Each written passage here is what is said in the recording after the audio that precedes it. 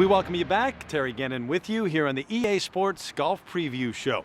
Back in 1996, the year that Tiger Woods turned professional, he established his foundation to help kids who weren't nearly as fortunate as he was growing up. Among the foundation's accomplishments has been the creation of the Tiger Woods Learning Centers in Southern California, Washington, D.C., Philadelphia, and Stuart, Florida. With programs focused on science, engineering, technology, and math, these centers deliver hands-on, authentic learning experiences for youth. We're giving them a chance and giving them an opportunity to make something of themselves, and then instilling them the tools that it takes, to have that type of success down the road. And this is our future. We need these kids to have the success that I think they not only deserve, but they can do it. In honor of his father, Tiger also established the Earl Woods Scholarship Program. This program offers 4-year college scholarships for students who demonstrate financial need and combine hard work with a commitment to community service. Each scholar also receives specialized internships and a dedicated mentor. Ultimately, these kids learn, they understand it, they grasp it, and then they come back as mentors, and then they teach it to the next generation. What began as a dream has become a global organization that has touched the lives of millions of young people around the world, inspiring them through golf and education.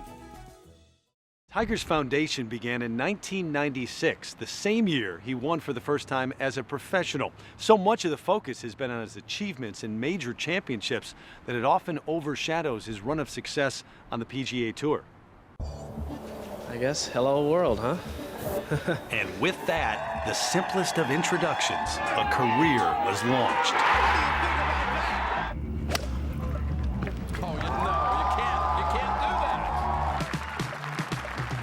In making the impossible look easy and the routine sublime, his artistry has dazzled our imagination. How about that one, huh? Since 1996, it has been a total transformation of how the game is watched and perceived. I'll tell you, I've seen it all today. This is unbelievable. He's made golf a big sport is what he's done. He's made it fun for people to watch. He's made it entertaining. He changed this whole game. We saw him win at Pebble by 15, win Augusta by 12. We were like, this is such a cool game. We want to try and do this. Go in. It isn't just the numbers, 71 PGA Tour victories or 14 major championships that tell the story, but rather how dominating so many of these triumphs have been. We've never seen anything like it. It was a clinic of just pure domination. That is better than most. He was playing a game no one's ever played before and probably never will, really. I mean, it was unbelievable. Better than most. His mental part that he brought to the game is way more important than physical. He taught us that just being okay is not what you're supposed to do. You're supposed to win. As we look ahead, no one is sure what the future will hold. But one thing is certain as we reflect on the past. There will never be another Tiger Woods. From basically where I'm standing here at the 16th hole, back in 2005 during the final round of the Masters tournament, Tiger Woods made one of the most dramatic chip shots you will ever see in your life, and it helped him win his 4th green jacket.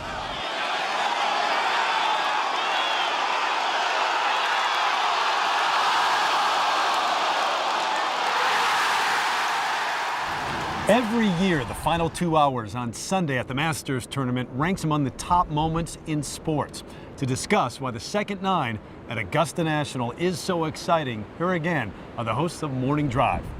All right, Terry, thank you very much. The second 9, Augusta National, the Masters tournament. Eric, why does it have the lure that it has with the American golfing fan? There's a lot of reasons, but I think one of the reasons is what's at stake. I mean, this becomes like getting the final 3 outs in the World Series, or this becomes trying to close out somebody in the Super Bowl. I mean, this is a big deal, and the immortality that comes with winning, the green jacket, and you start to see those ghosts come out, and guys get tight, and you start to see that people are getting nervous and sweating. There's no more jokes among the guys. The caddy stopped talking. It just gets a little quieter. It just gets a little more pressure. And that's pressure sells in sports. And there is no more pressure-packed group of holes in the second 9 at Augusta National. Well, the men who run this tournament are men of achievement, and men of achievement have a vision. They had a vision when they created this place. There's something about it. But here's the thing. We go back every year. We know those Sunday hole locations. We know where those pins are going to be tucked. We know the ones that are going to be accessible. And we also know, well, 13 is gettable. 15, that reachable par 5. The things that we know, and we can hearken back to years past,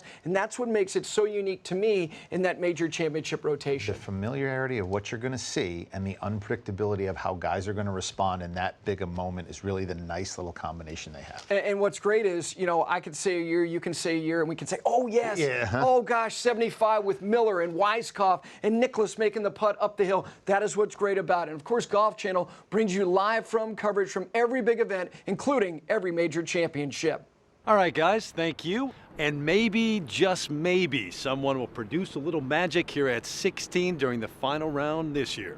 And speaking of magic, coming up next, we'll venture inside the game, which includes a feature that intrigued even the game's namesake.